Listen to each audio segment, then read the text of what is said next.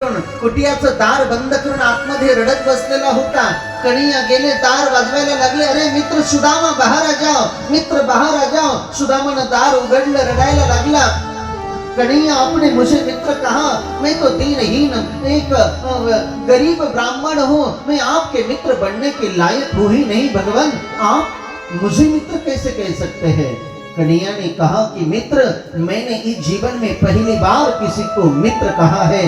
पूरी दुनिया मुझे मित्र कहे, लेकिन मैंने मित्र तुम्हें कहा है. पूरी दुनिया जानेगी कृष्ण और सुदामे की मैत्री. आ जाओ मित्र, मेरे गले लग जाओ. सुदाम्याला हृदयाला लावलं आणि रडत रडत सांगितलं की जरी तुला कधी माझी गरज वाटली तर नक्की माझ्याकडे निसंकोचपणे ये, तुला जे लागल ते मी सगळं देईन. कृष्ण द्वारकेला निघून गेले, सुदामा पोरबंदरला निघून गेले. सुदाम्याचं लग्न झालं, पत्नीचं नाव आहे सुशीला.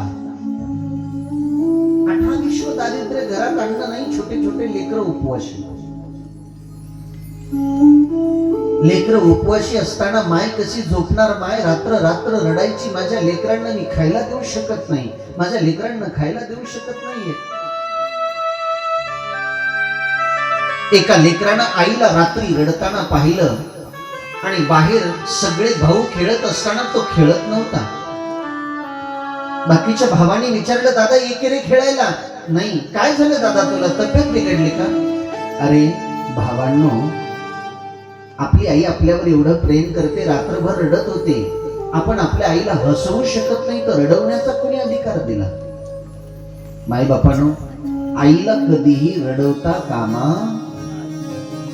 इन निर्मल निश्चल आंखों में एक आंसू भी मत भूलना. सगळे भाऊ म्हटले, आपण काय रडवलं?